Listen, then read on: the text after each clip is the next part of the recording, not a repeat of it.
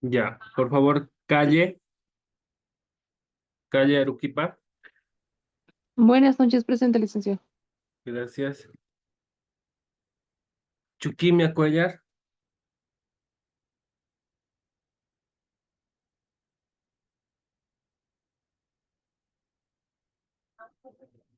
Chuquimia Cuellar. Hanco Ayaviri. Buenas noches, licenciado presente. Gracias. Laime Ross.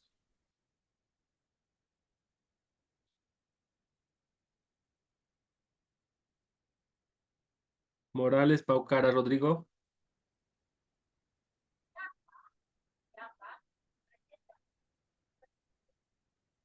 Núñez Araníbar María. Buenas noches, presente doctor. Gracias. Pavón Cuno. Buenas noches, presente. Gracias. Paredes Argote. Presente, licenciado. Gracias. Después, Melina Santos. Buenas noches, presente, doctor. Perdón. Gracias. Cristian Alejandro Paco. Buenas noches, presente, doctor. Gracias.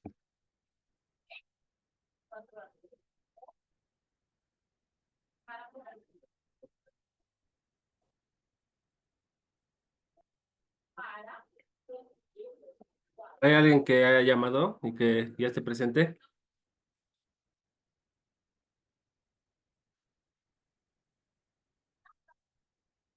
Chuquimia, Cuellar, Laime Ross, Morales Paucara.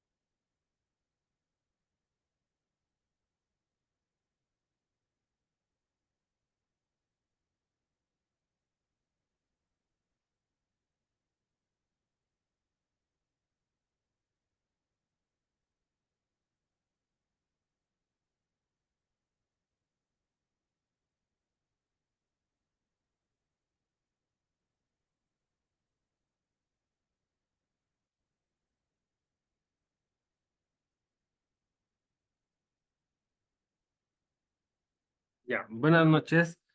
Vamos a continuar con lo que eran los principios.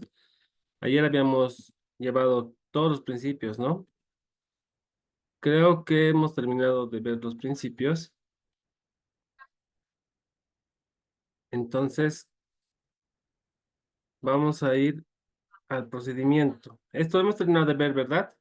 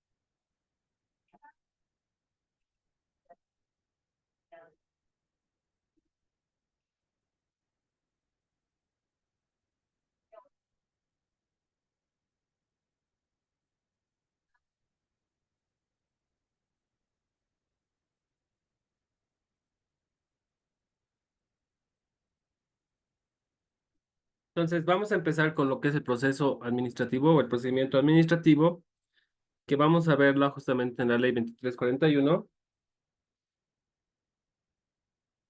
del cual nosotros nos tenemos que remitir justamente al artículo 39, donde vamos a ver justamente que el proceso administrativo se va a iniciar de dos formas. O una forma va a ser de oficio y otra va a ser justamente a solicitud de la parte interesada. Cuando se inicia ese proceso por inicio de oficio, que está en el artículo 40, justamente se tiene que verificar que este procedimiento administrativo de oficio va a ser justamente decidida por el órgano competente. Va a ser una iniciativa propia del órgano competente al verificar que justamente merece un procedimiento administrativo, o también como consecuencia de una orden superior. También existe la petición razonada de otros órganos o motivada, ¿no?, por una denuncia de un tercero, pero el procedimiento va a ser de oficio, a instancia, ¿no?, pero de algún denunciante también.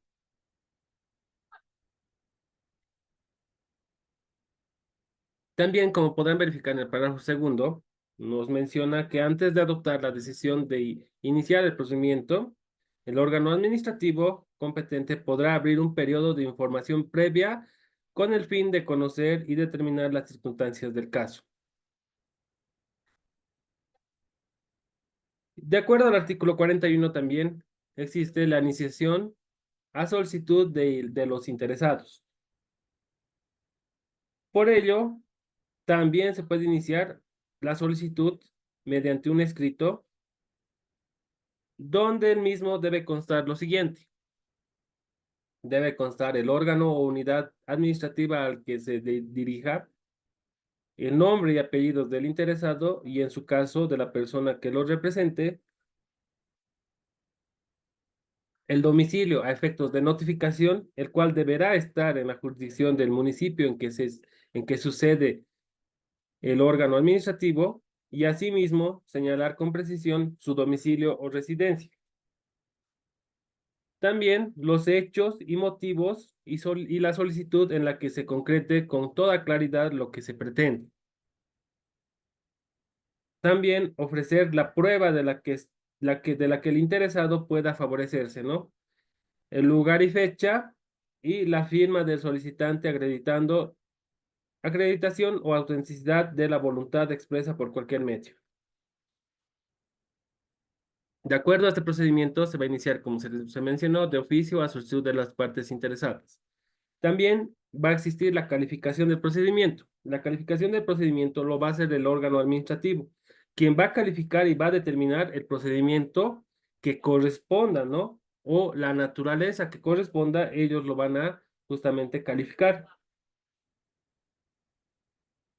También se debe mencionar que si las partes incurrieran en un error de aplicación o designación, obviamente este procedimiento va a ser el órgano administrativo quien lo califique, ¿no? Por más que exista un error, tiene que calificarlo el órgano. De la subsanación, ¿no?, de los defectos.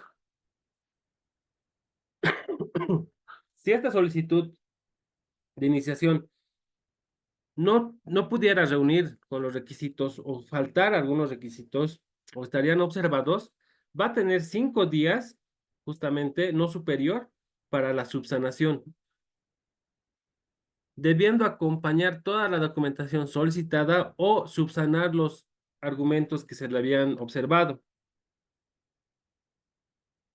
Si es que esta persona o esta entidad no subsanara justamente estos en el plazo de 5 días, se dictará una resolución teniendo por desistida su solicitud.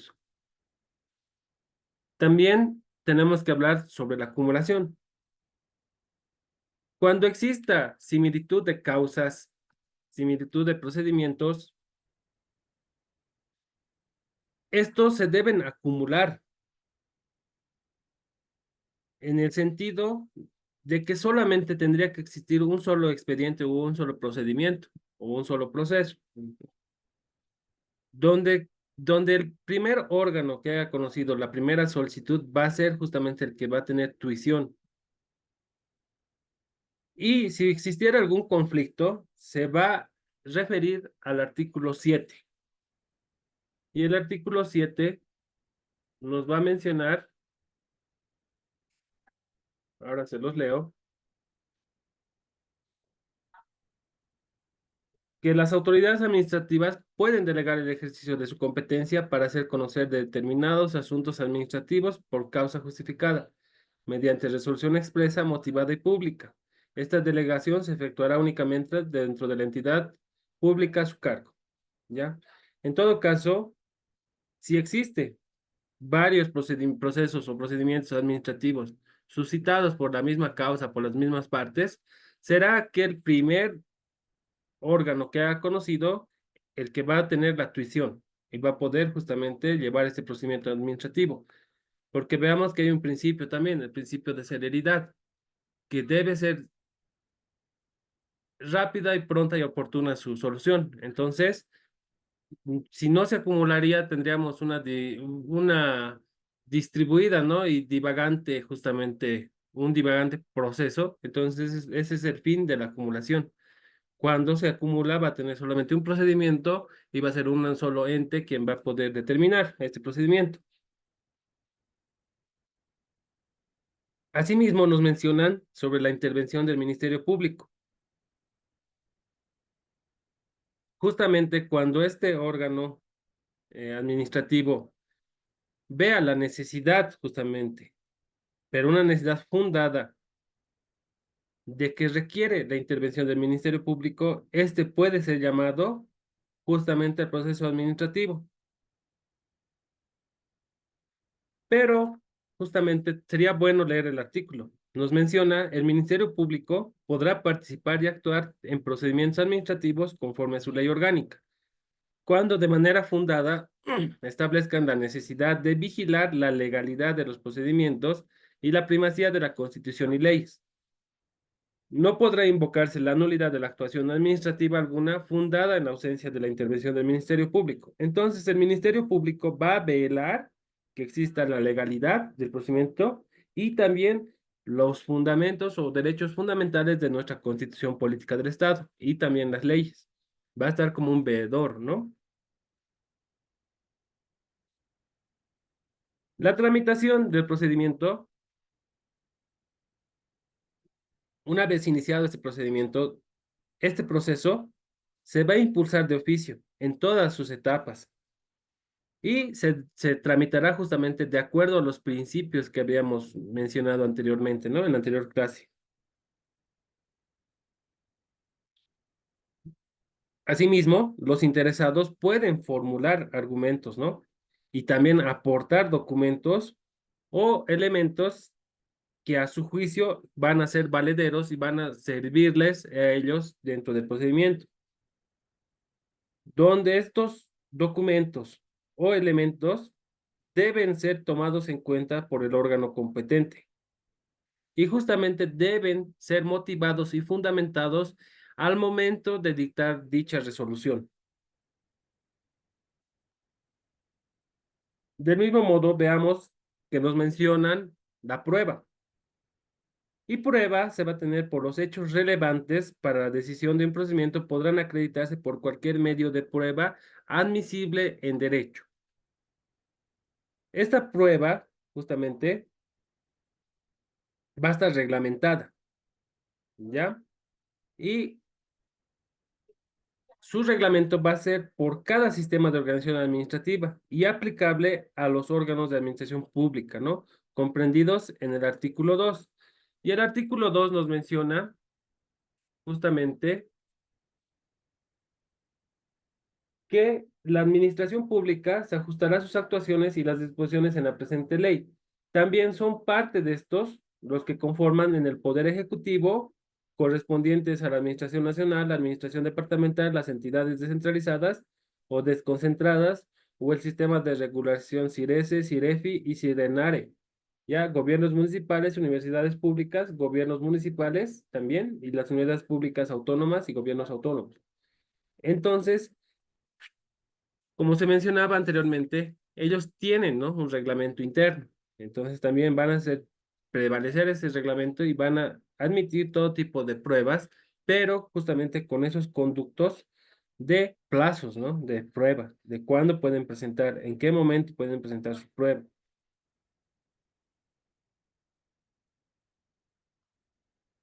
Asimismo, también nos menciona que la autoridad administrativa, mediante una providencia expresa, puede determinar y va a determinar el procedimiento para la producción de pruebas admitidas, ¿ya? Porque en ese proceso también pueden rechazar pruebas por ilegalidad o por no tener pertinencia, etcétera, ¿no? Pero no porque no haya cumplido con la formalidad, porque veamos que el proceso administrativo es informal también, ¿no? Y también va a haber lo que es la verdad material. Como se les decía ayer, la prueba incluso puede ser fotocopias simples. También nos menciona que el plazo de prueba será de 15 días. Este plazo se puede prorrogar durante 10 días, pero veamos también que en la realidad existen procedimientos. Por ejemplo, yo lo vi en Palca, en ese gobierno autónomo municipal de Palca, que sus pruebas han sido acortadas, solo tienen 10 días y no se puede, y se expande hasta los 5. Entonces acá nos da un marco de 15 días y 10 días, pero como les digo, si tienen algún reglamento, entonces ese es el que se va justamente a aplicar, porque aquí también se ve la ley especial y su ley especial va a ser justamente la que tienen internamente. También nos menciona que la autoridad podrá rechazar las pruebas que a su juicio sean manifiestamente improcedentes o innecesarias. La valoración de esta prueba va a ser basada en el principio de la sana crítica. Y la sana crítica no es más que aquella vivencia diaria que tiene el operador, ¿no? El operador de justicia en este caso, o el operador que va a tramitar este procedimiento administrativo, de su vivencia diaria, ¿no? Y de su acumulación de sabiduría. En eso se podría determinar lo que es la sana crítica. También nos menciona que los gastos de aportación y producción de las pruebas corren a cuenta de los interesados que las soliciten. De los informes, nos mencionan que para emitir la resolución final del procedimiento se va a solicitar aquellos informes que sean obligatorios. Es así que por disposiciones legales y los que se juzguen necesarios para dictar la misma, deben citarse la norma que lo exige o fundamentarse, en su caso, la convivencia de ellos, ¿no? También nos menciona que existe una salva disposición legal, en contrario, los informes serán facultativos y no obligatorios. Es decir, que los informes pueden ser opcionales, ¿no? Y no van a ser de manera obligatoria, pero si es que existe una disposición legal del mismo.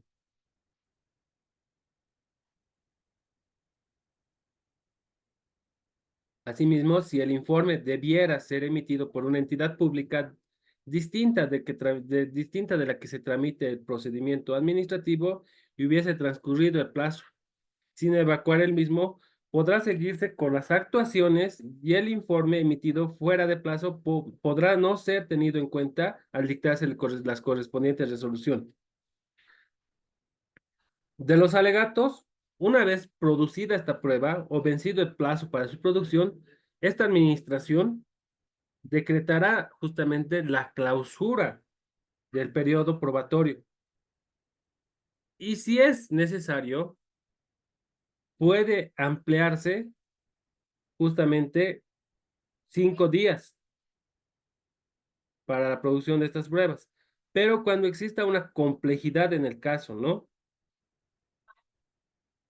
También nos menciona que va a otorgar un plazo de 5 días al interesado para que tome vista del expediente y alegue sobre la prueba producida.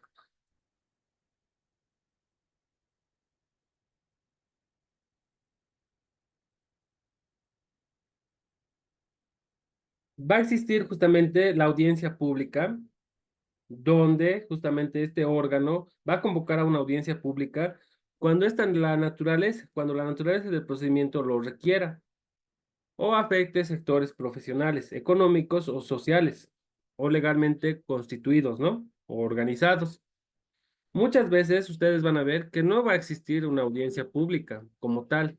La audiencia pública es dependiendo a lo que el órgano eh, dicte, ya que hay procedimientos administrativos que sin audiencia se resuelven. También nos menciona que la audiencia puede ser o deberá ser obligatoria cuando la reglamentación especial lo establezca. Por eso les mencionaba que muchos órganos no hacen una audiencia, ¿no? Directamente pueden dictar una resolución, pero si en su ley especial, en su reglamentación especial, nos va a mencionar que va a existir una audiencia, deben cumplir con la audiencia y se debe llevar a cabo la audiencia para justamente dictar la presente resolución, ¿no? Una resolución. Esta incomparecencia, si es que alguna de las partes incompareciera en el trámite de la audiencia, no va a impedir que en ninguno de los casos de los interesados la interposición del recurso que sea procedente contra la resolución definitiva del procedimiento. Es decir, que si no está presente en la audiencia, eso no le impide poder plantear posteriormente en el plazo establecido los recursos de revocatoria y el recurso jerárquico.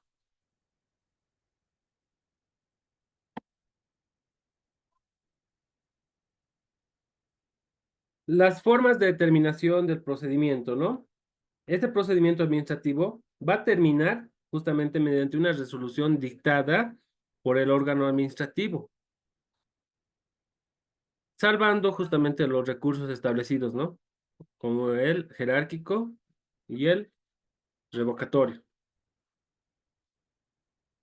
También otro medio de determinación del proceso va a ser justamente el desistimiento de la causa, la extinción de ese derecho, la renuncia al derecho en que se funde la solicitud y la imposibilidad material de continuarlo por causas sobrevinientes, es decir, por caso fortuito. El contenido de la resolución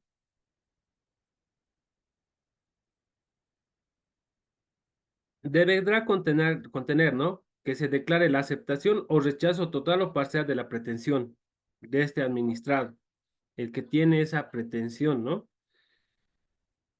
Asimismo, la administración pública no puede dejar de resolver el asunto sometido a sus conocimientos aduciendo faltas o oscuridad o insuficiencia de los preceptos legales. También la aceptación de informes o dictámenes va a servir de fundamentación a la resolución cuando sea incorporado al texto de ella, ¿no? El desistimiento y renuncia son cuando los interesados en cualquier momento y en forma escrita pueden desistir de su pretensión o renunciar de su derecho si éste es renunciable, lo que da a consecuencia justamente la conclusión del trámite y el archivo de las actuaciones. La autoridad competente o la autoridad administrativa va a dictar un auto aceptando justamente el desistimiento o la renuncia de forma pura y simple y sin lugar a otra formalidad, salvo justamente que afecte el interés público o de terceros legalmente apersonados. También menciona el desistimiento no importa la renuncia al derecho de iniciar un nuevo procedimiento conforme a la ley. Es decir, que el desistimiento no va a ser causal de que ellos puedan volver a iniciar otro proceso administrativo. Pueden hacerlo.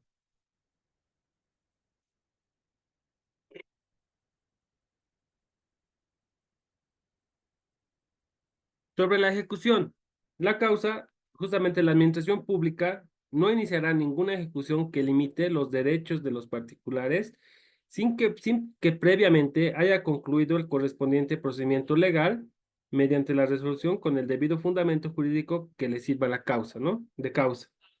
La fuerza ejecutiva. Estas resoluciones definitivas de la administración pública, una vez que se cumple con las notificaciones a las partes interesadas, van a tener el título de ejecutivas, ¿no? Y esto es porque se pueden ejecutar. Y la administración pública puede proceder justamente a su ejecución forzosa por medio de los órganos competentes en cada caso. Recuerden el principio de autotutela, en el que decía que cada órgano puede justamente empezar a ejecutar sin justamente la dependencia de un órgano judicial, pero este sí pueden llegar a un órgano judicial después, ¿no? Cuando se vuelve un contencioso administrativo, etcétera. Pero mientras no se plantee ningún recurso, ellos ya podrían ejecutar cuando ya esté ejecutoriada. O sea, por el principio de autotutela pueden ejecutar sus propias resoluciones.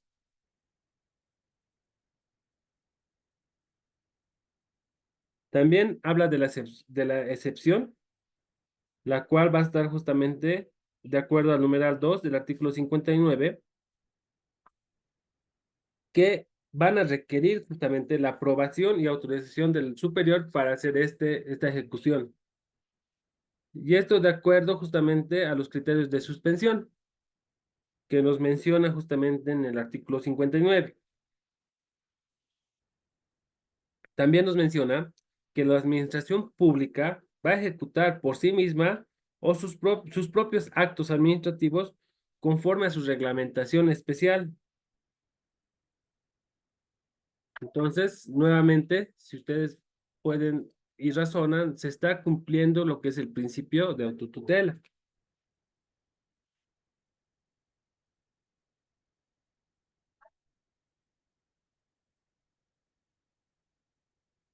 Ahora vamos a pasar a lo que nos corresponde sobre los procedimientos de los recursos administrativos.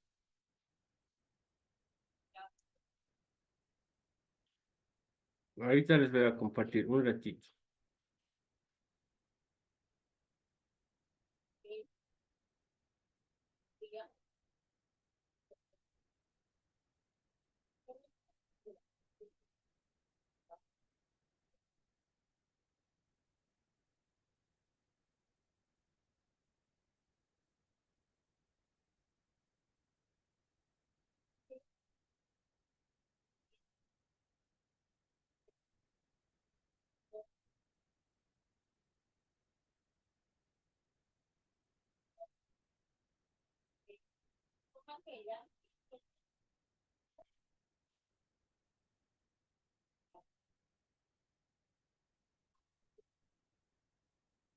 Ya, ¿se logra ver la pantalla?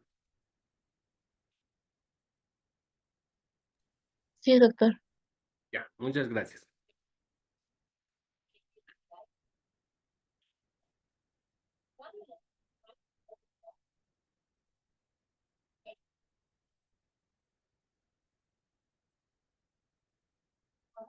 La diapositiva nos menciona que de una lectura textual del parágrafo segundo del artículo 180 de la Constitución Política del Estado, entendemos el principio de impugnación que está constitucionalizado. Justamente es lo que ayer hablábamos también, ¿no? Que va a existir objeción, apelación,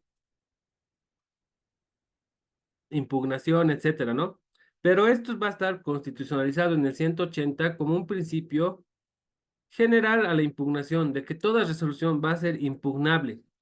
Y también se recuerdan que les comentaba de los errores de algunos colegas que mencionan en vez de recursos de apelación, recursos de impugnación, y muchas veces nos rechazaban estos recursos por estar mal planteado o no conforme a la ley. Entonces, nos debemos referir justamente al 180, que es un principio de impugnación, y también al principio iuva nubia cura, que significa el juez sabe de derecho, que al momento de que nosotros interpongamos por más que exista un error de impugnación o de apelación o de lo que ustedes vean como una objeción, digamos, no debe apartarse del principio iuva nubia cura ni tampoco del artículo 180 de la Constitución Política de Estado, ya que él entendería de derecho y entendería el saber o entendería aquella intención de esa persona de querer apelar algo, ¿no? Una resolución, por más que esté mal planteado. Entonces, ese es un artículo clave, el 180, justamente por el principio de impugnación. Pero veamos la diapositiva que nos dice que de una lectura del texto, parágrafo segundo del artículo 180 de la Constitución Política del Estado, entendemos que el principio de impugnación va a estar constitucionalizado.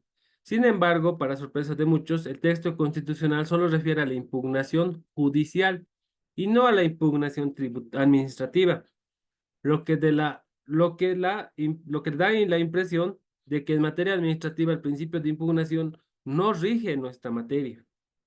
Esta cuestión ha sido superada justamente por la interpretación de por una sentencia constitucional del Tribunal Constitucional Plurinacional, que es la sentencia constitucional plurinacional 1853, quebrado 2012, del 29 de octubre del 2012, donde además de lo establecido que la finalidad de los medios de impugnación es resguardar derechos fundamentales y garantías constitucionales de las partes que intervienen en un proceso o procedimiento judicial o administrativo. ¿Qué pasa? Si nosotros leemos el código, bueno, perdón, la Constitución Política del Estado, nos va a mencionar que solamente se puede impugnar todo lo que es judicial. Y también les había mencionado ayer, ¿no? Pero hay sentencias constitucionales como esta, que ya ha abierto esa brecha en la que nosotros vamos a ver que sí se puede impugnar todo lo que es referente a una resolución, como es una resolución administrativa.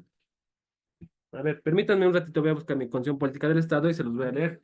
El artículo 180, justamente de la Constitución Política del Estado, nos menciona la jurisdicción ordinaria se fundamenta en principios procesales de la gratuidad, de la publicidad, transparencia, oralidad, celeridad, probidad, honestidad, legalidad, eficacia, eficiencia, accesibilidad, inmediatez, verdad material, debido proceso e igualdad de las partes ante el juez.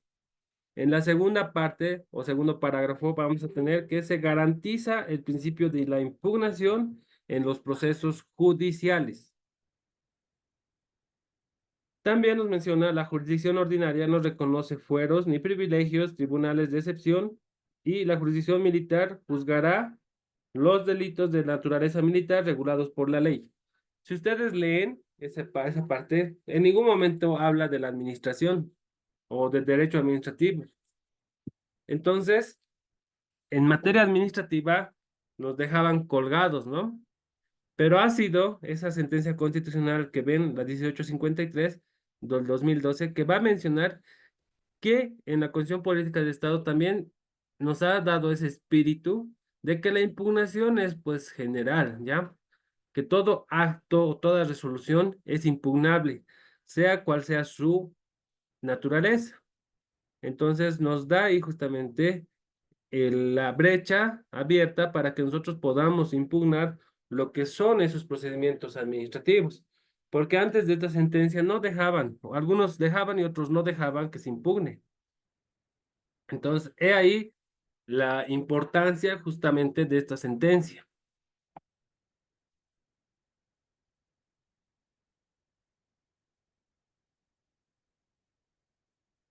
Ahora, mencionemos, ¿no? ¿Cuáles son los casos en los cuales se puede plantear el recurso de revocatoria?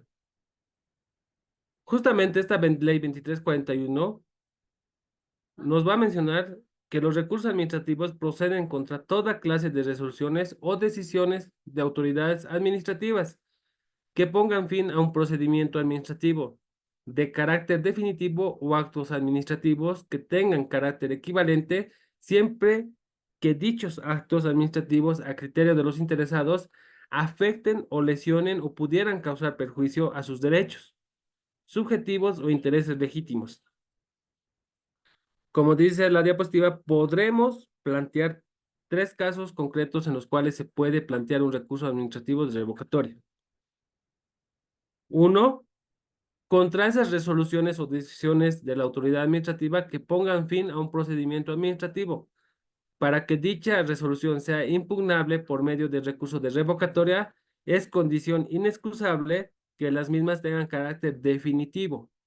Es decir, que la decisión o resolución sea la final, ¿no? De esa autoridad. 2, contra los actos administrativos de mero trámite o preparatorios que afecten o lesionen o pudieran causar perjuicio a sus derechos subjetivos o intereses legítimos de los administrados, con la aclaración que los reclame en contra de este tipo y actos, perdón, es de este tipo de actos, ¿no? Será realizado luego de emitirse la resolución final. Este punto lo desarrollaremos justamente más adelante, ¿ya? Como dice la diapositiva, en un apartado exclusivo cuando veamos los casos de improcedencia de recurso de revocatoria y en todo recurso en general. También vamos a tener la otra causal, que es cuando conforme al parágrafo 3 del artículo 17 de la 2341 opere el silencio administrativo negativo, caso en el cual la parte agraviada puede interponer el recurso administrativo correspondiente. ¿Alguien de ustedes sabe, a modo de participación, sabe qué es el silencio administrativo? ¿O ha escuchado alguna vez del silencio administrativo?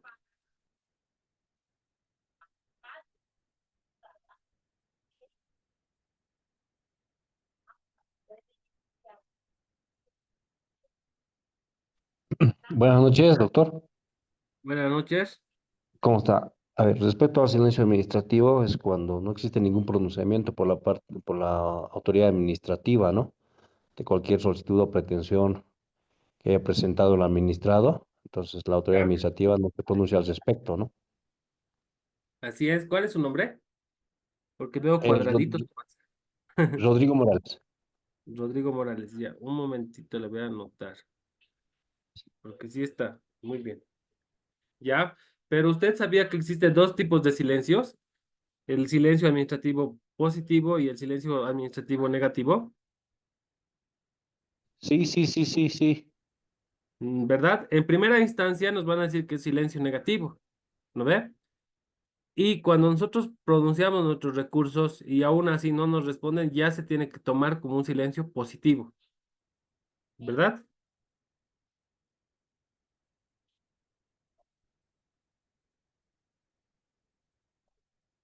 Ya, muy bien. Entonces,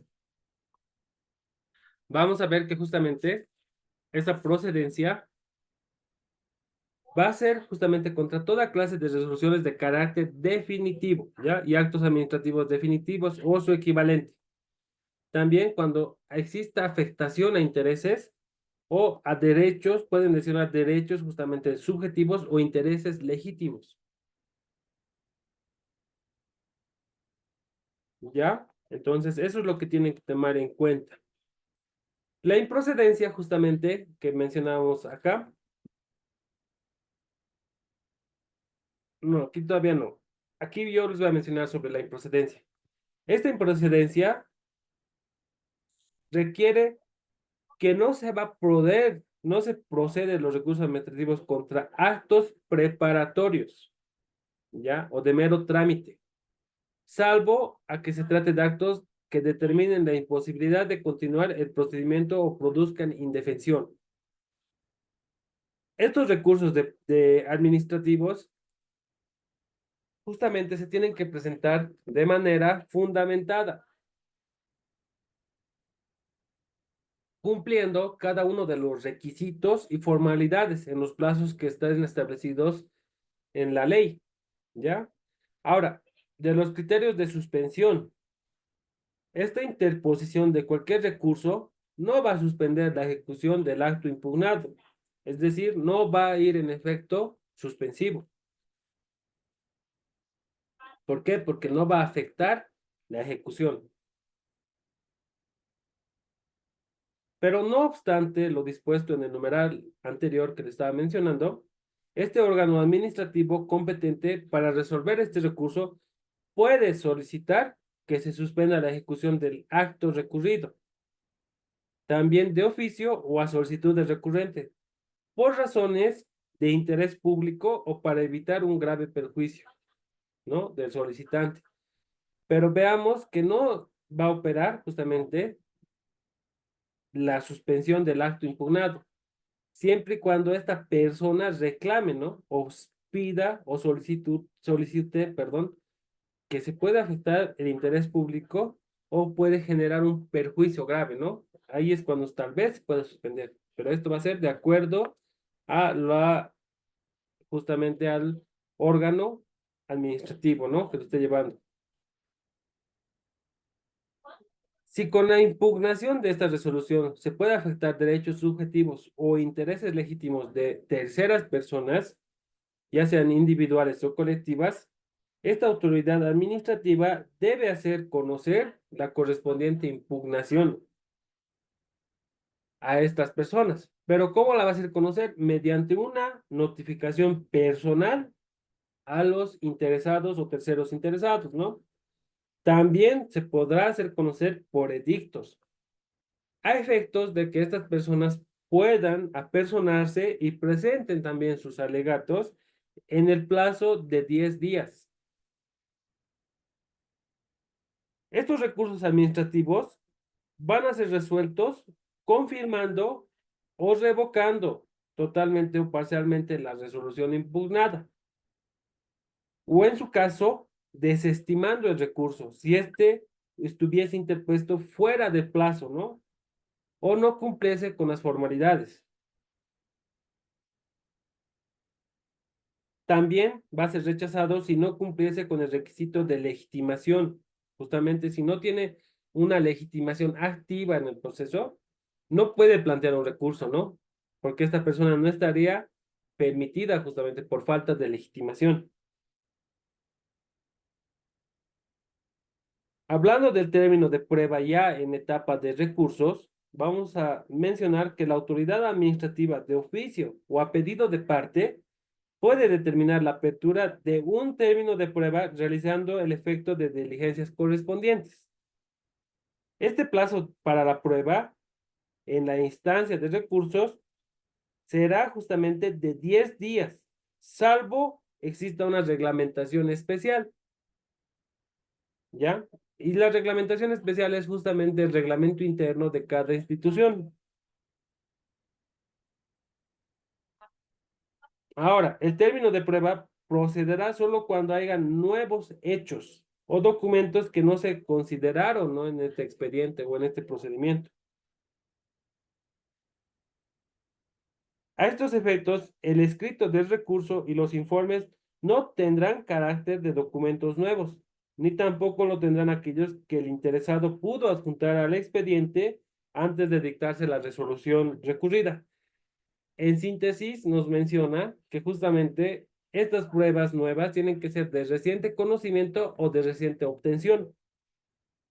No pueden ser incorporados ni van a fundamentar, ni se va a tomar en cuenta para una nueva resolución, siempre y cuando ellos no demuestren que no sean de reciente obtención o de reciente conocimiento, no van a poderse tomarlos en cuenta.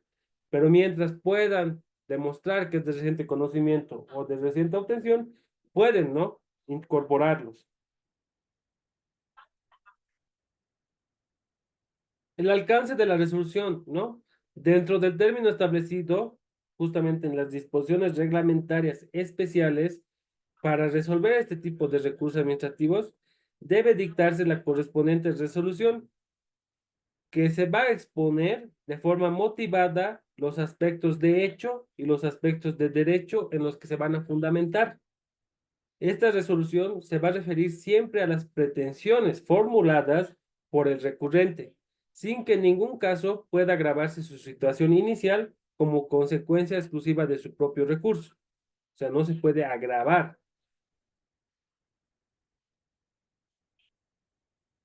Este recurso, van a haber dos tipos de recursos, justamente, en el procedimiento administrativo, que va a ser el recurso de revocatoria y el recurso jerárquico.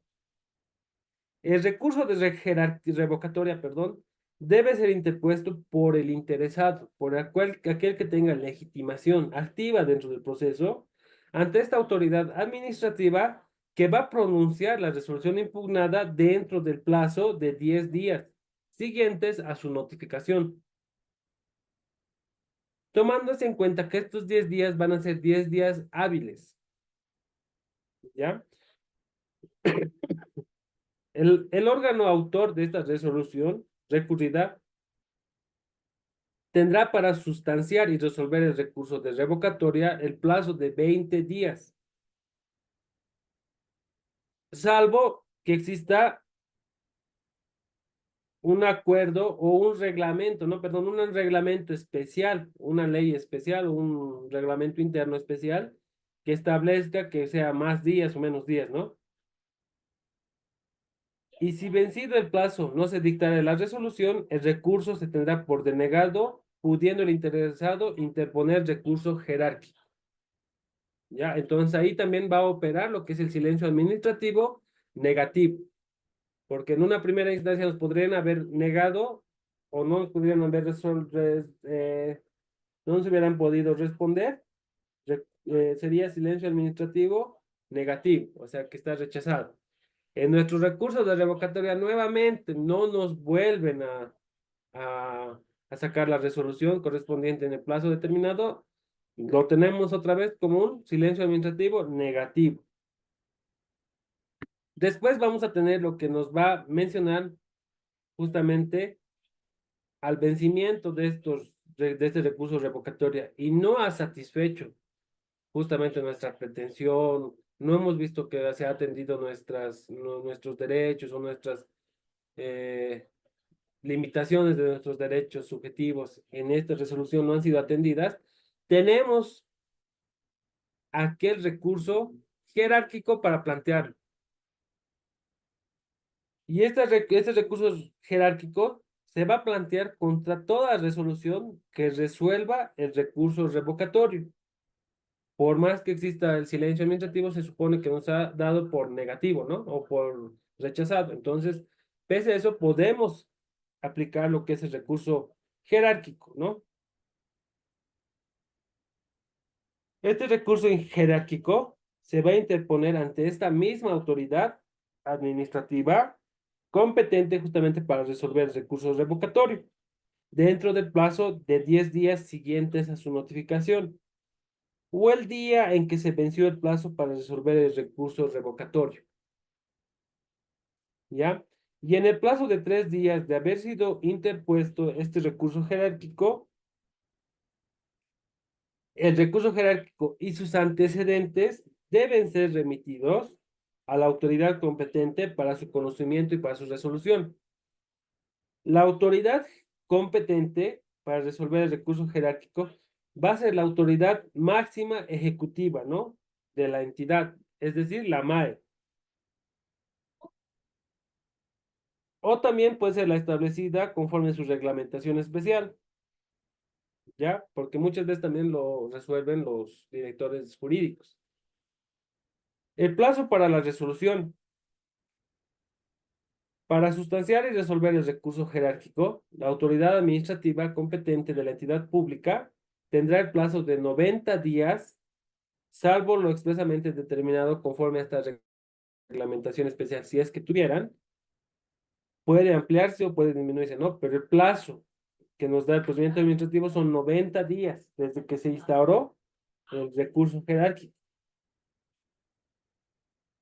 El alcance de la resolución del recurso jerárquico va a estar justamente a las resoluciones de los recursos jerárquicos deben definir el fondo del asunto en trámite y en ningún caso podrá disponer que la autoridad inferior dicte una nueva resolución, excepto a lo dispuesto en el artículo 2 del presente artículo, que va a ser que el alcance de las resoluciones de los recursos jerárquicos de los sistemas de regulación tales como el CIRES, el CIREFI y el SINARE serán establecidas por reglamento, de acuerdo a las competencias y características de cada sistema.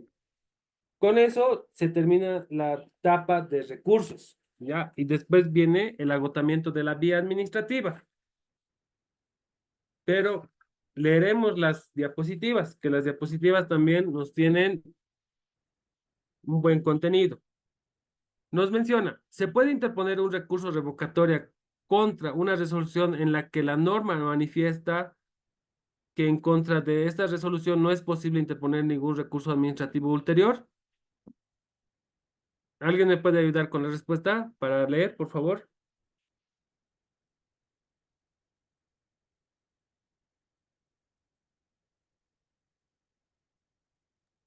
Yo, doctor. Por favor, Lorena. La respuesta a esta cuestionante es afirmativa en aquellos casos en los cuales la normativa interna de la entidad pública establece en primera instancia que contra de la decisión de la autoridad no es posible interponer ningún recurso administrativo. En este tipo de casos se aplica la relatividad del principio de legalidad, pues los casos de ausencia de prevención normativa no pueden servir de pretexto para vulnerar derechos constitucionales. Es decir, cuando alguna resolución o disposición interna de una entidad pública no permita o no reconozca el empleo de recursos administrativos contra las decisiones de la autoridad. No quiere decir que tal decisión sea inimpugnable, irrecurrible. Tal determinación es inimpugnable en virtud a que el derecho a impugnar está reconocido por el artículo 108.11 del texto constitucional y la norma constitucional tiene rango superior a cualquier norma de inferior jerarquía, como lo son los reglamentos o normativa especiales en las entidades públicas. Ya, muchas gracias, Lorena. Me voy a anotar su participación. Lo que nos quiere decir es que por más que ellos no prevean, ¿no?, que exista algún recurso ulterior, no pueden violar nuestro derecho a la impugnación que está consagrado en el 180, párrafo segundo. Entonces, sí se puede impugnar, por más que su reglamentación interna no lo prevea. Se puede impugnar toda resolución, como se mencionaba, ¿no? Ahora vamos a la siguiente. Ya, ¿alguien me puede ayudar leer esa diapositiva, por favor? Acá, doctor. Yo, Por doctor. favor. Por favor, primero ¿quién era el compañero? Cristian. Ya, y después la compañera. Vamos a tener otra diapositiva. Ya, gracias, Cristian, por favor. Ya. ¿Cuáles son los actos contra los cuales no se puede plantear el recurso de revocatorio? Ah, ok. Ya, voy a continuar. Sí, En continúa, materia por favor. procesal administrativa, tales limitaciones están previstas en el artículo 57 de la Ley 2341, en donde dispone que los recursos administrativos no proceden en contra de los actos de carácter preparatorio o de mero trámite, salvo que se trate de actos que determinen la imposibilidad de continuar el procedimiento o produzcan indefensión. Los actos administrativos equivalentes o asimilables a los actos administrativos definitivos, los actos administrativos de mero trámite o de procedimiento. Sin embargo, las excepciones están determinadas por los artículos 56 y 57 de la Ley 2341 y el desarrollo jurisprudencial que ha establecido que corte el procedimiento y no permite ingresar a verificar el fondo del asunto. En el segundo caso, se puede recurrir siempre y cuando tales actos tengan incidencia directa con la ejecutividad del acto administrativo definitivo. Es decir, en el segundo caso, el acto será impugnable si va a influir en la decisión a fondo, si la autoridad ha de basarse en él mismo. Por ejemplo, un informe legal, técnico o financiero será impugnable si dicho documento servirá de base para la decisión a emitirse.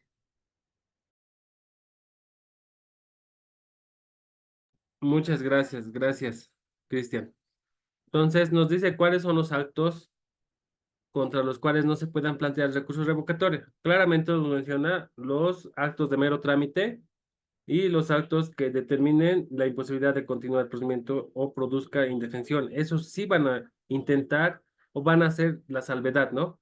Pero los de mero trámite no se pueden impugnar. Y mero trámite es mero trámite. No sé si conocen ese término. Son cuestiones que no van a ir al fondo, solamente es cuestión procesal o cuestión informativa, ¿no? Entonces, esos no son susceptibles a un recurso de revocatoria. Pero veamos que cuando va a afectar justamente un derecho subjetivo o también va a determinar la continuidad del proceso o no, o también que pueda producir indefensión, sí se va a poder usar el recurso de revocatoria. Ya, ahora sí la compañera, por favor. Está bien, doctor. ¿Qué regla se debe cumplir para presentar un recurso de revocatoria? El artículo 58 de la Ley 2341, concordante con los artículos 118 y 119 del Decreto Supremo 27.11.13, establece las siguientes reglas que deben ser cumplidas. Presentarlo dentro del plazo legal determinado por la norma aplicable, presentarlo por escrito ante la misma autoridad que emitió el acto impugnado, indicando el nombre, el número de carnet, domicilio a efectos de notificación, exponer una adecuada fundamentación, reflejar una adecuada individualización del acto u actos que son objeto de impugnación, esto es, los hechos, motivos y solicitud en la que se concreta con toda claridad lo que se pretende. Indica el derecho subjetivo o interés legítimo que invocan, presentado por escrito, ofrecer todas las pruebas o señalar el lugar en donde se encuentran, consignar la fecha, el lugar y por último firmar el escrito. Ya, muchas gracias. Ahora la siguiente. ¿Alguien, por favor? Por favor, María Núñez. Ya. ¿Pueden suspenderse los efectos de un acto administrativo impugnado? La regla es que los actos administrativos, una vez emitidos, se ejecuten en forma inmediata. En esta línea, los recursos administrativos no deberían suspender un acto administrativo emitido legalmente, pues rige el principio de la presunción de legalidad de la actuación administrativa. Así lo dispone el artículo 59 de la Ley 2341, Ley del Procedimiento Administrativo, y el artículo 120 del Decreto 27.113, Reglamento de la Ley del Procedimiento Administrativo. En materia administrativa es posible ampliar la fundamentación de los recursos deducidos en término en cualquier estado del procedimiento antes de su resolución, es decir, sin importar si ya se interpuso el recurso de revocatoria correspondiente. El recurrente puede ampliar sus argumentos hasta antes de que el recurso sea resuelto. Obviamente, en esta actividad debe garantizarse la contracción, la posibilidad de que la otra parte tenga la oportunidad de contradecir todos los argumentos planteados en cualquier momento antes de la emisión de la resolución que resuelve el recurso de revocatoria. El año 2002, el Tribunal Constitucional emite la sentencia constitucional número 692/2002-R del 14 de junio, en donde ha reconocido que la sola impugnación de los actos administrativos no suspende la ejecución de los mismos y que existen 3 casos admitidos por la doctrina y la legislación comparada en los cuales es posible suspender los efectos de los actos administrativos impugnados. Estos 3 actos son por expresa disposición de la ley, por disposición de la autoridad competente y cuando por ejecución resulta perjuicios irreparables por los administradores.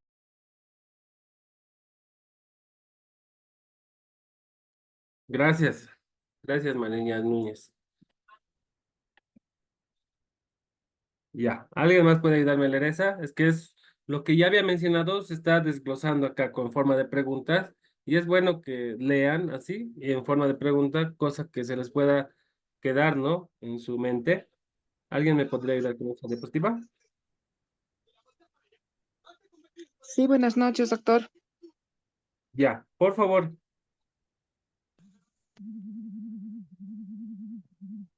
Dar-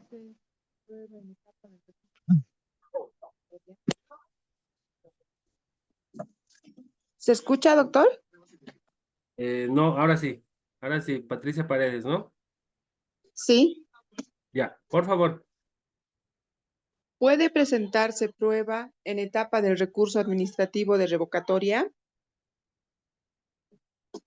El artículo 02 de la Ley de Procedimiento Administrativo faculta a la autoridad administrativa abrir un término de prueba, ya sea de oficio o a pedido de parte, en el caso de que decida abrir un nuevo término de prueba en segunda instancia, deberá señalar con precisión las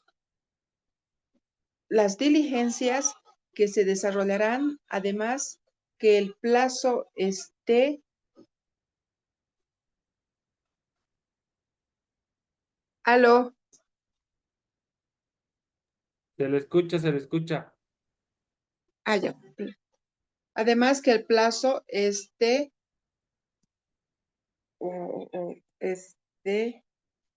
de este periodo debe ser de 10 días hábiles.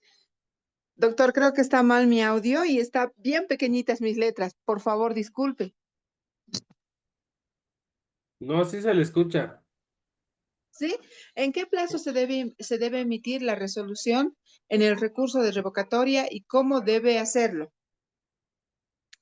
Conforme al artículo 61 de la Ley 2341 y artículos 121 y 122 del Decreto Supremo 27.113, el recurso administrativo de revocatoria será resuelto por la autoridad administrativa de la siguiente manera: desestimando el recurso si éste estuviese interpuesto fuera de término, no cumpliese las formalidades señaladas expresamente en disposiciones aplicables o si no cumpliese el requisito de legitimación.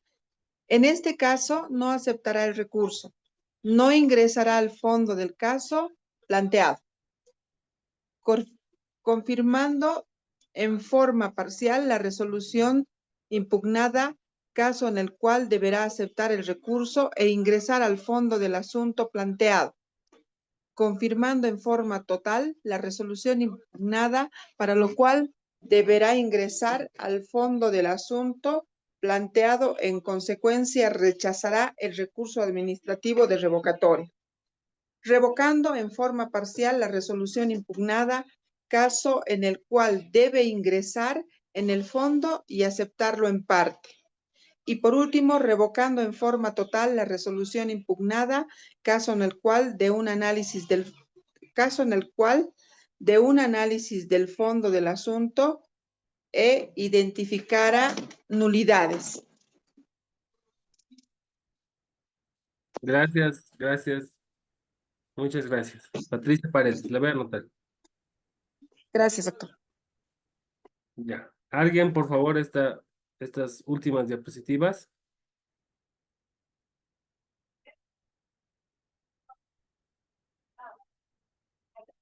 Alexandro Pavón. Está bien. ¿Qué autoridad es la competente para conocer el recurso jerárquico? El parágrafo 4 del artículo 66 de la Ley 2341 dispone en forma general que la autoridad competente para resolver los recursos jerárquicos es la máxima autoridad ejecutiva de la entidad o la establecida conforme a la reglamentación especial. Los artículos 279 y 283 del texto constitucional disponen que el órgano ejecutivo de gobernación y municipio, respectivamente, están dirigidos por el gobernador y el alcalde, en condición de máximas autoridades ejecutivas. No reconoce que los entes deliberativos, asambleas departamentales o consejos municipales sean superiores en jerarquía al órgano ejecutivo, pues las facultades de ambos órganos, ejecutivo y legislativo, son diferentes. Por tanto, la instancia legislativa y política no debe atribuirse competencias que la Constitución, leyes y reglamentos atribuyen a la máxima autoridad ejecutiva. Consecuentemente, todos los gobernadores y los alcaldes municipales carecen de superior jerárquico que tome conocimiento del recurso jerárquico, quedando agotada así la vía administrativa con la resolución de revocatoria que estas autoridades emitan. Plazos y forma de resolver el recurso jerárquico. El plazo para interponer el recurso de revocatoria es de 10 días hábiles siguientes a la notificación con la resolución que resuelve el recurso de revocatoria, ante la misma autoridad que resolvió el recurso de revocatoria, a objeto que ésta la remita ante el superior jerárquico en el plazo de 3 días hábiles siguientes. Es necesario hacer notar que, por una parte, el parágrafo 1 del artículo 67 de la Ley 2341 prevé el plazo de 90 días para resolver el recurso jerárquico. De otra parte, el artículo 124 del Decreto Supremo 27113 prevé el plazo de 60 días para resolver el recurso jerárquico. Este plazo tendría que ser computado a partir de la interposición del recurso. Gracias, Alexandro.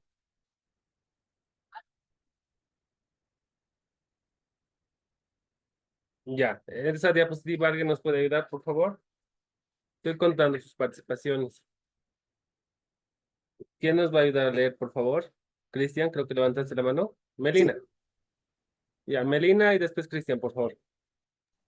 Ya, el artículo 67 de la Ley 2341 y el artículo 124 del Decreto Supremo 27113 orienta la forma en que puede resolver el recurso jerárquico, aunque su expresión no es muy clara.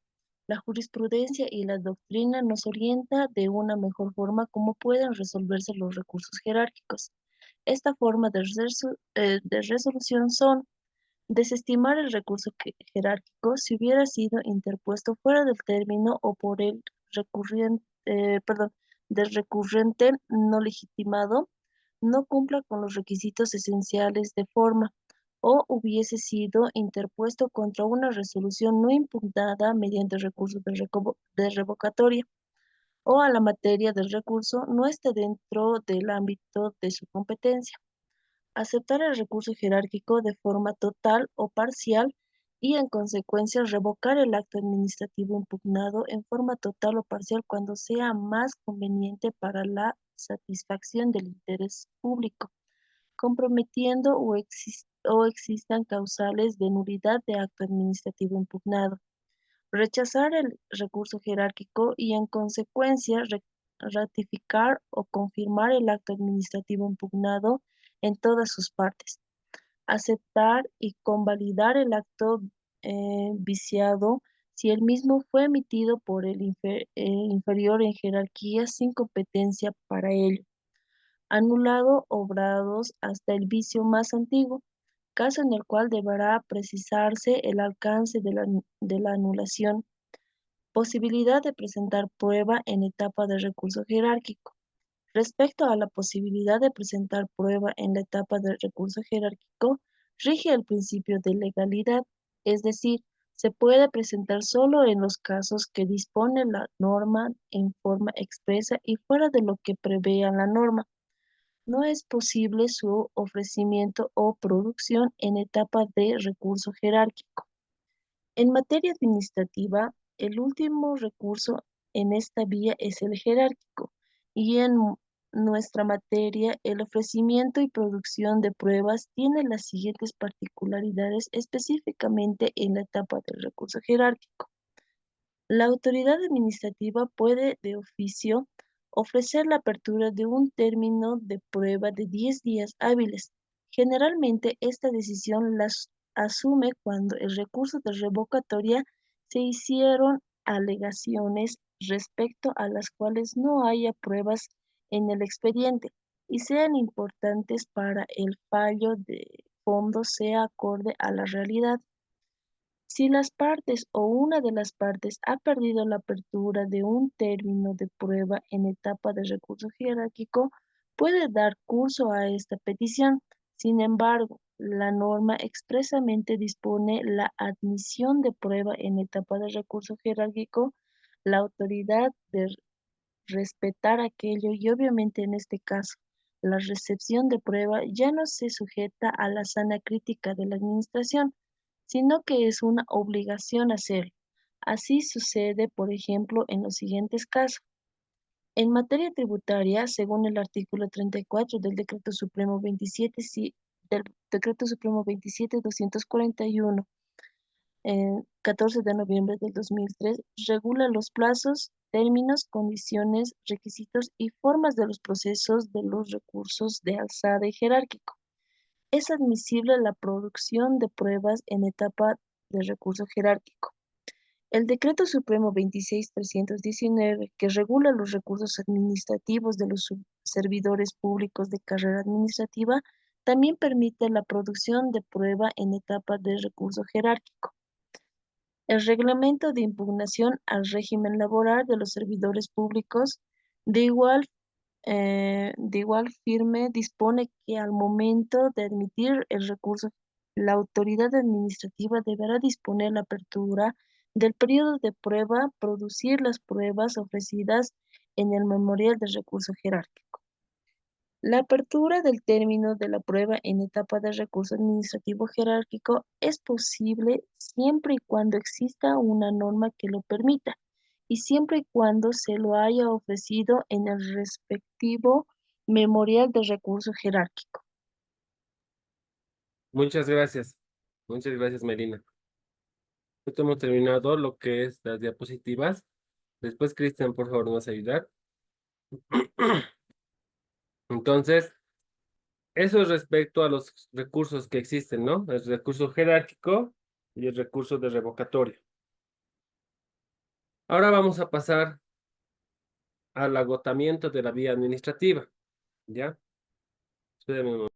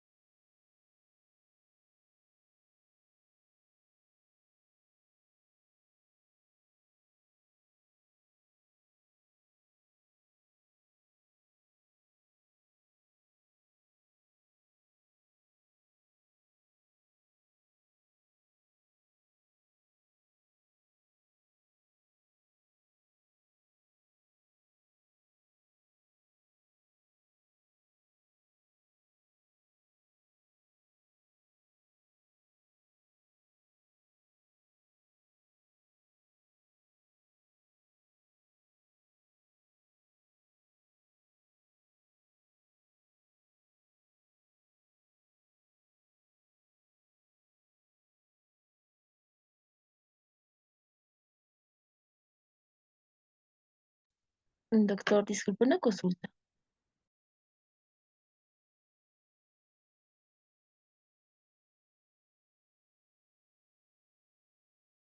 Sí, dígame. Doctor, disculpe, en la última diapositiva que acabo de leer, había un ejemplo en temas de la presentación de elementos probatorios.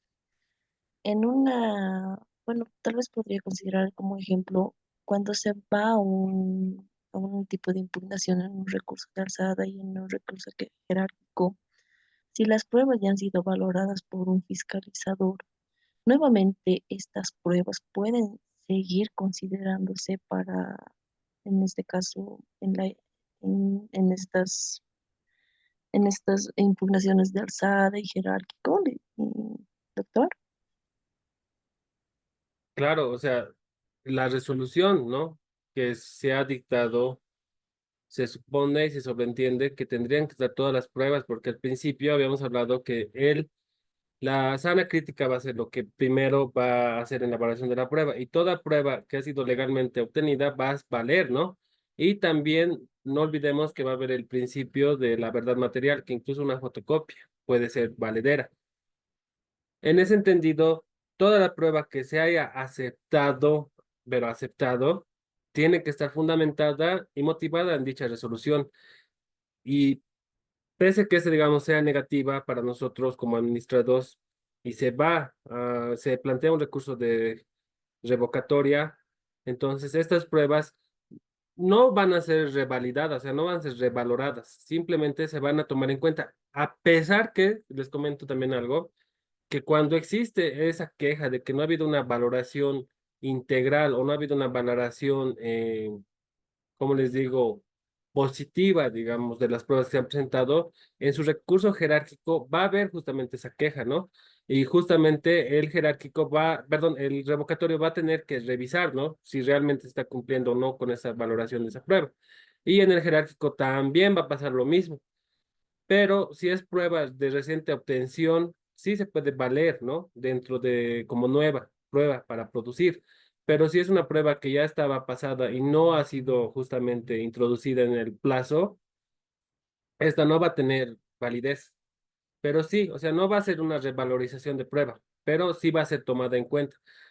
No va a volver a valorar la prueba, pero en todo caso, si esta realmente no ha sido valorada en un principio, ya va a estar en su recurso, ¿no? Y ahí es donde ya se va a poder interpretar y se va a poder dar una nueva resolución, en la cual ya será pues valorada la prueba. No sé si te he entendido bien tu pregunta. Sí, sí, doctor, está bien. Es que pasa que en algún momento sí se manda, ¿no? El informe en función a lo que se había valorado y todo eso. Y obviamente pasa que cuando vamos a ese tipo de impugnaciones, nuevamente la contraparte presenta estos mismos descargos. Y obviamente son, bueno, desde mi punto de vista yo lo habría considerado como una revalorización. No, son nuevamente esta autoridad lo vuelve a revisar y en función a eso ya emite un nuevo criterio, ¿no? Pero está bien, doctor, gracias. O sea, usted me decía en la última diapositiva que hemos visto, dice, ¿no? A ver, Sí, doctor, había tema de las impugnaciones. en las diapositivas que estaban leyendo, ¿no? Sí, en la última que A ver, justamente había. a ver, a ver, la veremos para que no quede duda. ¿Ya?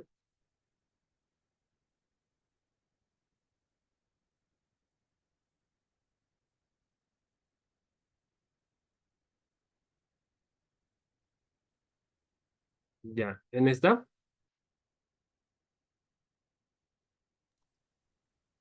No puedo visualizar, doctor, no sé si aquí está, sí, ya lo puedo.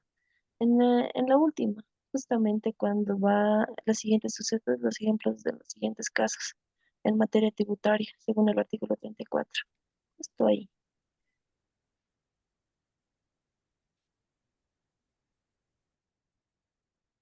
Allá.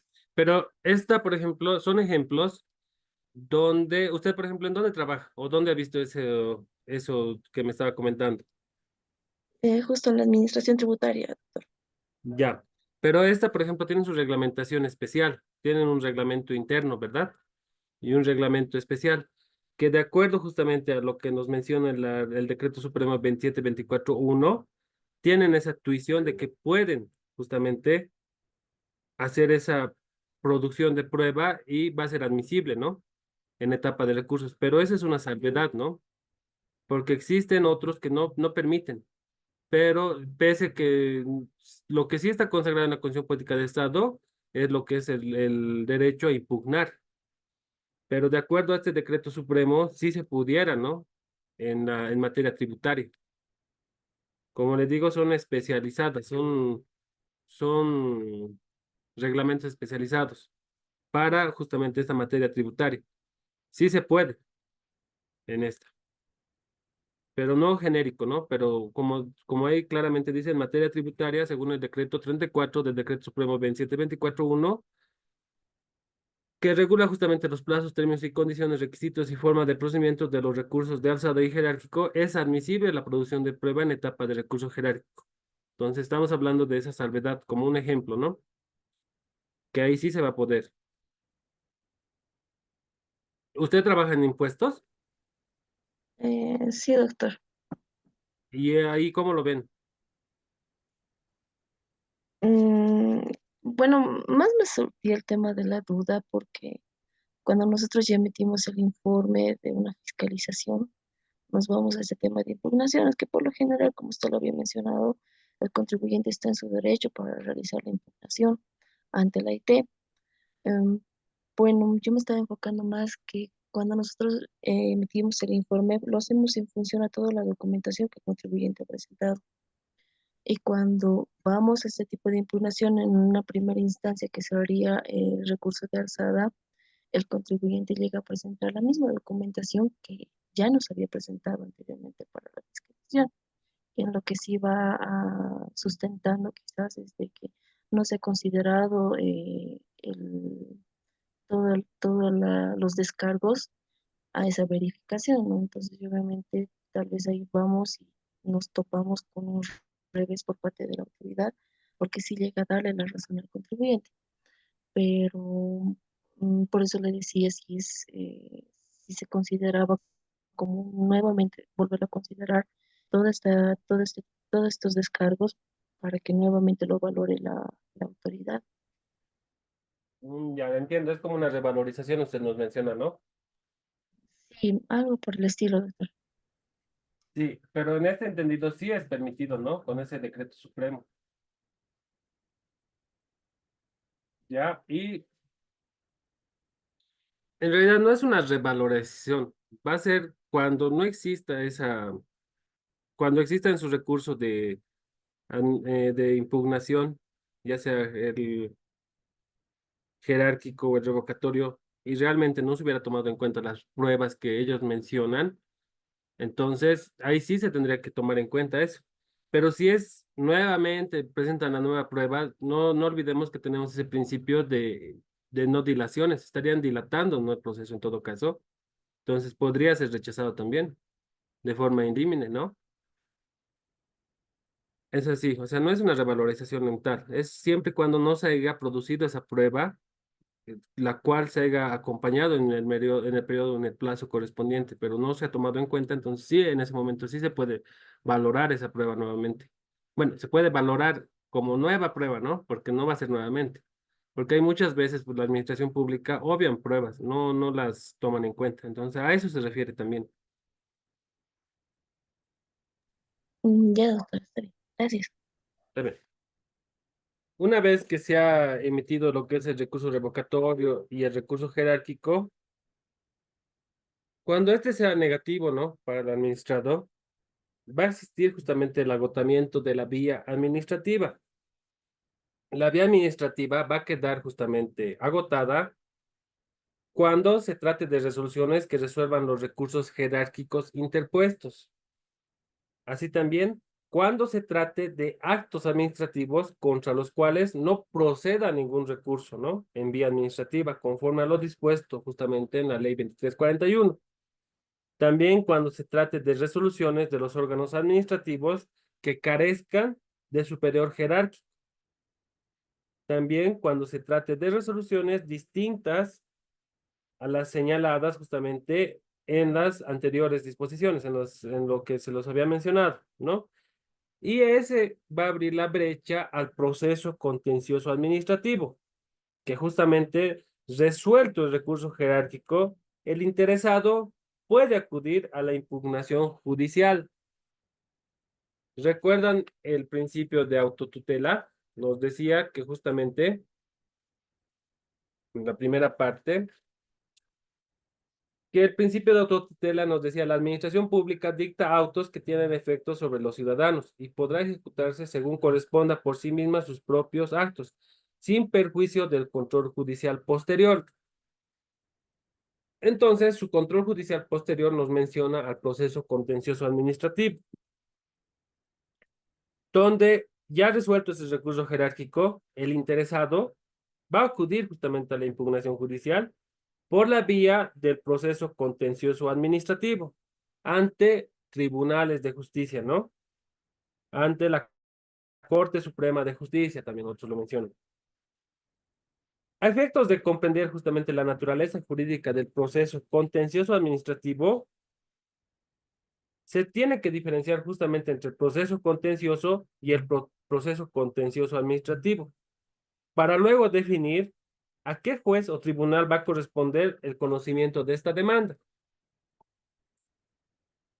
Para este efecto, tenemos que citar a los tratadistas Manuel Osorio, quien en su obra Diccionario de Ciencias Jurídicas y Políticas y Sociales establece Lo siguiente, juicio contencioso va a ser aquel que se plantea, se tramita y se resuelve entre las partes que mantienen pretensiones opuestas, concretas en la demanda y en la contestación que controvierten en todo o en parte, ¿no? En tanto, respecto al juicio contencioso administrativo, define que es aquel en el que uno de los litigantes es la administración pública, es decir, el Estado, una provincia, un municipio, una corporación similar, y el otro va a ser un particular o una autoridad que reclama contra las resoluciones definitivas de aquella en otro caso, ¿no? Hay que agotar previamente la llamada vía gubernativa, ¿no? O jerárquica, que causa el Estado, justamente que va a causar este Estado, ¿no? Dictadas en un uso de facultades regladas. Las discrecionales no son impugnables, salvo manifiesto abuso de poder y que vulneren un derecho o un interés de carácter administrativo establecido o fundado en la ley.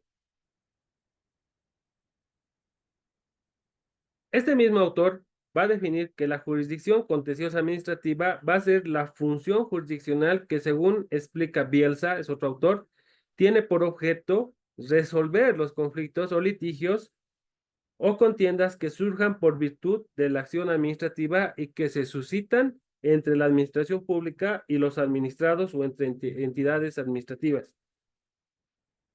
Bajo ese antecedente, va a ser necesario claramente efectuar precisiones referidas a la jurisdicción contenciosa administrativa, entendiéndose, como su nombre indica, la referencia a una controversia contra la administración, ¿ya?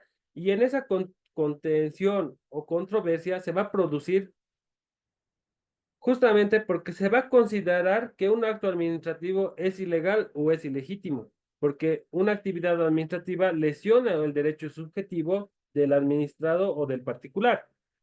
Esta jurisdicción contenciosa administrativa ha sido instituida para establecer si la administración pública ha sujetado su actuación bajo el principio de legalidad. La consecuencia de la jurisdicción contenciosa administrativa va a abarcar sin excepción todos los actos de la administración pública. Inicialmente, solo se somete al proceso, al acto administrativo, el control jurisdicción de legalidad. Luego, dicho control se va a hacer extensivo a lo que es la actividad administrativa pública, naciendo así la llamada jurisdicción contenciosa administrativa. Ahora, otro autor, justamente García de Entierra y Fernández, va a mencionar que el proceso sancionatorio, sea en el ámbito que fuera necesario, debe hallarse impregnado de todos los componentes que hacen el debido proceso, justamente como elementos que deben ser respetados en su contenido esencial en cuanto al juez natural, legalidad, forma, tipicidad y defensa irrestricta. La doctrina, justamente en materia de derecho sancionador, va a ser uniforme al señalar que este no tiene una esencia diferente al derecho penal general, y por ello se ha podido afirmar que las sanciones administrativas se van a distinguir de las sanciones penales por un dato formal, que es la autoridad quien las impone. Es decir, la administración y sanciones penales y los tribunales en materia penal. Ahora vamos a mencionar que justamente en este sentido, la sentencia constitucional número 090 del 2006, del 17 de noviembre, invoca también a la sentencia constitucional número 0693 del 2012, del 2 de agosto, respecto a la idoneidad del proceso contencioso administrativo. Y sostiene, ¿no?, que el replanteamiento del ámbito objetivo del proceso contencioso supera la tradicional y restringida concepción del recurso contencioso administrativo como una revisión judicial de actos administrativos previos, es decir, como un recurso contra el acto. El carácter revisor del contencioso suponía que los tribunales tenían que limitarse a enjuiciar la validez del acto impugnado y debían hacerlo.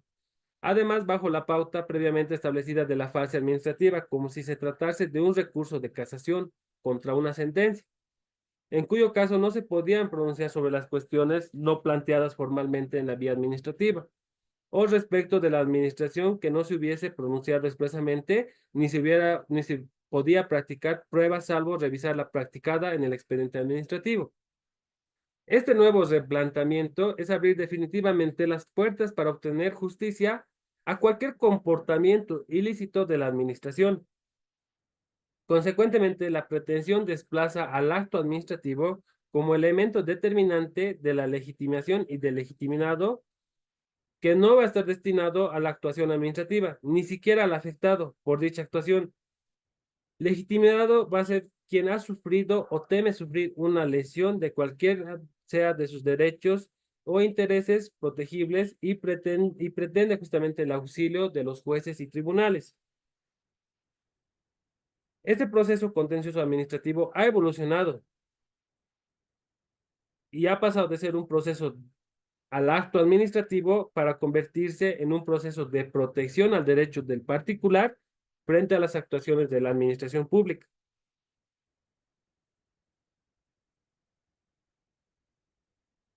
Para la apertura de la vía del proceso contencioso administrativo, va a ser requisito que la persona afectada reclame contra esa decisión asumida por la administración pública y en todo caso agote la llamada vía administrativa o llamado también sede administrativa, interponiendo los recursos de revocatoria y jerárquico. Una vez agotada esa vía recién se habilita para el proceso contencioso administrativo. Ahora también el proceso contencioso administrativo conforme a la sentencia constitucional 643/2010-R del 19 de julio señala que es una vía judicial no administrativa diferente a la primera, no siendo necesario agotar esta, para luego recién interponer al amparo constitucional, puesto que si se constata la infracción de derechos fundamentales, una vez concluida la vía administrativa, se abre la posibilidad de su tutela mediante el recurso de amparo constitucional, siendo la impugnación judicial mediante el proceso contencioso una vía diferente y no un prerequisito para interponer el recurso, el amparo solicitado según justamente lo van a dar las Cortes Supremas, ¿no? De Justicia.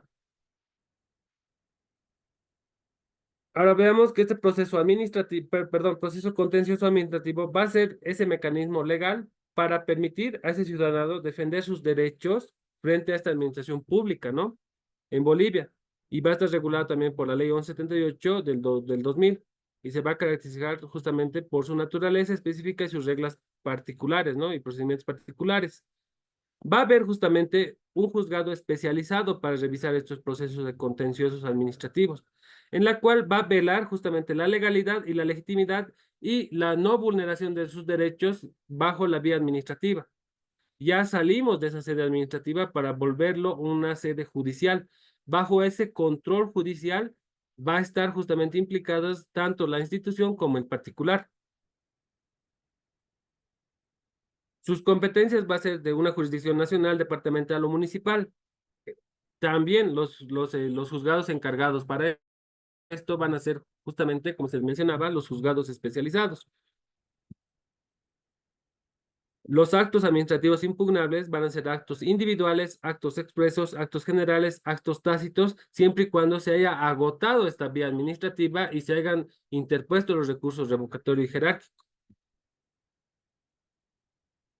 Las etapas de este proceso contencioso administrativo, primeramente va a ser la presentación de la demanda, es decir, en la pretensión de que quiere que se revise qué acto administrativo está reclamando, la contestación de la demanda por vía de la administración pública, es donde va a presentar su defensa, la fase probatoria, donde se va a presentar pruebas y respaldar justamente sus alegatos, y la sentencia, que va a resolver justamente esta controversia. También se pueden aplicar medidas cautelares, ¿no? Estas, la suspensión del acto administrativo, embargo preventivo, prohibición de realizar determinadas acciones y recursos de apelación, recursos de casación, recursos de amparo constitucional. Sí se pueden plantear justamente en este momento que es justamente el contencioso administrativo. También va a existir, obviamente, como en todo proceso, la notificación, la ejecución del recurso, ¿no? Sus principios van a estar en la igualdad, la legalidad, la imparcialidad y la celeridad del proceso. Este Justamente contencioso administrativo va a velar que se haya cumplido todo lo que es el proceso legal y que se hayan cumplido justamente los principios que habíamos mencionado en la anterior clase, ¿no? Que haya sido acorde a derecho. Eso es lo que busca el proceso contencioso administrativo.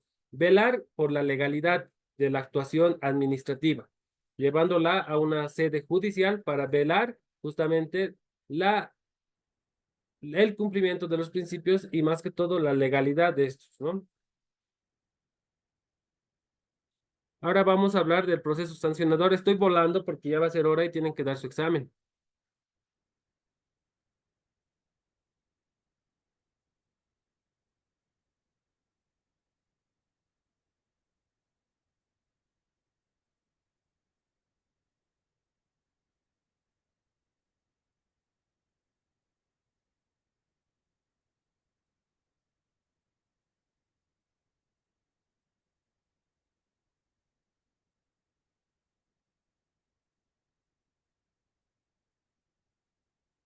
Este proceso sancionador, justamente, va a estar enmarcado en que las sanciones administrativas que las autoridades competentes deban imponer a las personas estarán inspiradas en los principios de legalidad, tipicidad y presunción de inocencia, proporcionalidad y procedimiento punitivo y retroactivo.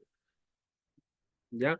Entonces veamos que justamente, si bien teníamos unos principios en la 2341, en la parte justamente de principios generales de la actividad administrativa, nos vamos a volver a topar con otros principios, que va a ser el principio de legalidad, principio sancionador, principio de tipicidad, el principio de presunción de inocencia, el principio de proporcionalidad, el principio de procedimiento punitivo, el principio de retroactividad y, y la responsabilidad, ¿no?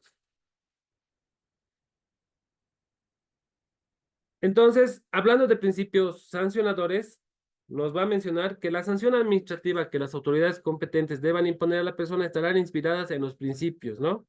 De presunción de inocencia, proporcional, procedimiento punitivo y retroactividad. Y el principio de legalidad va a ser las sanciones administrativas solamente podrán ser impuestas cuando éstas hayan sido previstas por norma expresa y conforme al procedimiento establecido a la ley, ¿no?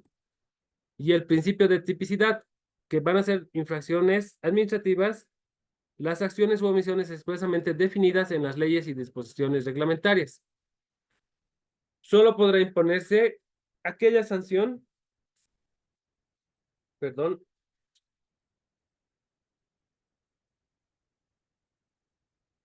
ya.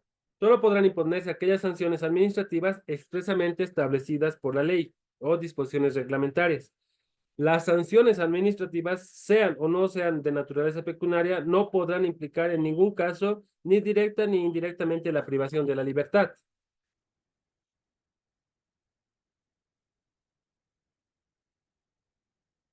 Aquí nos falta un principio. Ah, está, no está ahí. El principio de presunción de inocencia, que en concordancia con la prescripción constitucional, se va a presumir la inocencia de las personas mientras no se demuestre lo contrario en idóneo proceso administrativo. Es decir, que mientras no esté ejecutoriada la sanción o la resolución, va a ser considerado hasta el momento inocente, ¿no? El administrado. Y el principio de proporcionalidad, que el establecimiento de sanciones pecuniarias deberá prever que la comisión de las infracciones tipificadas no resulten más beneficiosas para el infractor que el cumplimiento de las normas infringidas. Que la sanción y todo aquello que tenga que ver a ello tiene que ser proporcionable, ¿no? Al hecho.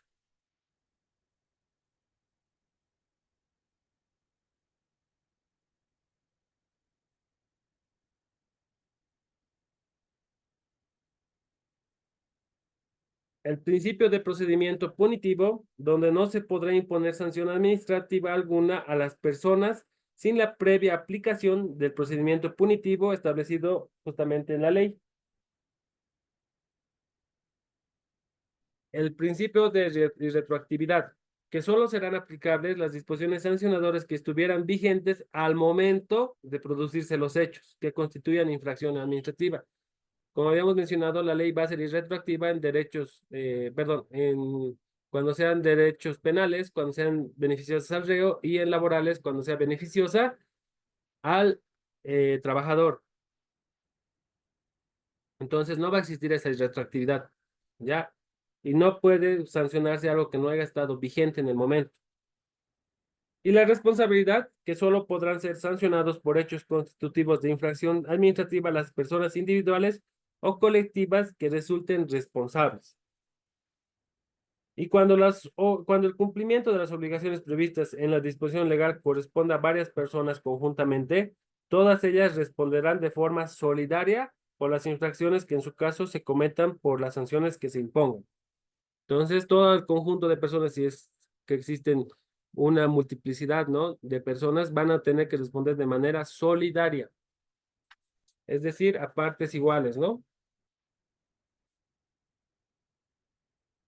Estas prescripciones de infracciones y sanciones, las infracciones van a prescribir al término de 2 años y las sanciones impuestas se extinguirán en el término de 1 año. La prescripción de la sanción quedará interrumpida mediante la iniciación de un procedimiento de cobro conforme a la reglamentación especial para los órganos, de la administración pública.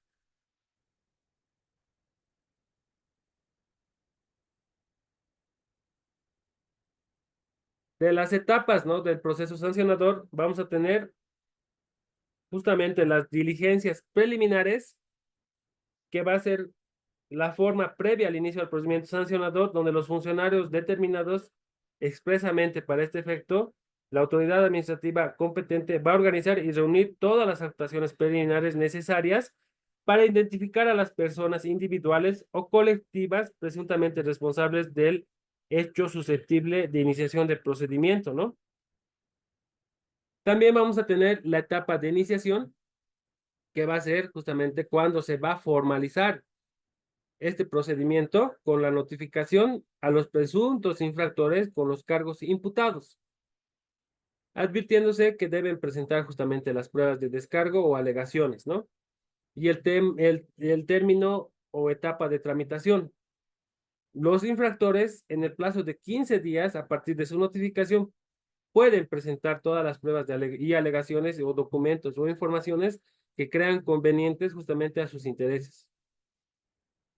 Van a ser aceptados todos los medios de prueba legalmente establecidos. Y la etapa de terminación, que va a ser vencido el término de prueba, la autoridad administrativa correspondiente en el plazo de 10 días va a emitir la resolución que imponga o desestime la sanción administrativa contra la resolución de referencia. Va a proceder justamente los recursos administrativos previstos justamente en la ley.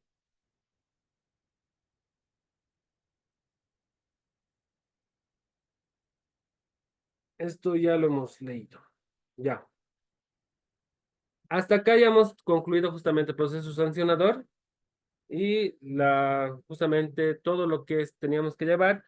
Por favor, van a estar atentos. Les voy a mandar su cuestionario, que es muy sencillo, para que lo puedan desarrollar y les tengan su puntaje, por favor. ¿Ya?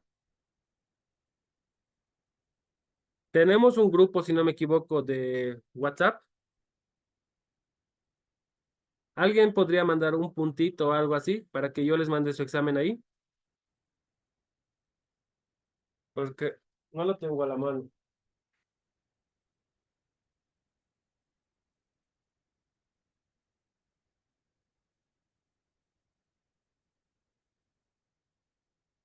Ya, ya me llegó.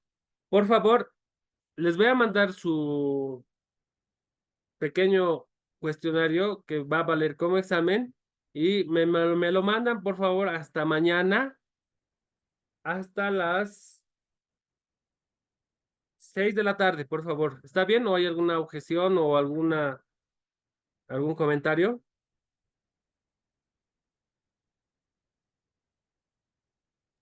Está bien, doctor. ¿Está bien? Está bien, doctor. ¿Todos conformes? Ya. Listo. Entonces, en un momentito les voy a hacer llegar, por favor.